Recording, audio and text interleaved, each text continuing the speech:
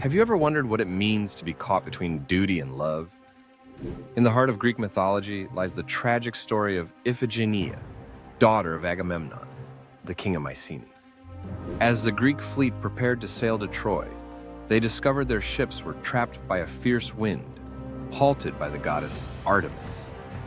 To appease her wrath, Agamemnon was told he must sacrifice his beloved daughter. Torn between his duty as a leader and his love for Iphigenia, he faced an impossible choice. Despite his anguish, Agamemnon summoned Iphigenia under the pretense of a noble marriage to Achilles. When she arrived, the horrific truth unveiled itself. Iphigenia, brave and innocent, stood resolute, accepting her fate with a heart full of courage.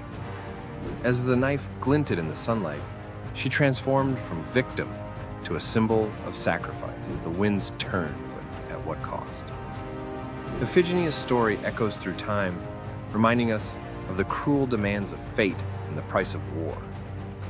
In her final moments, she became immortal, embodying the spirit of self-sacrifice, leaving a legacy that still haunts the hearts of many.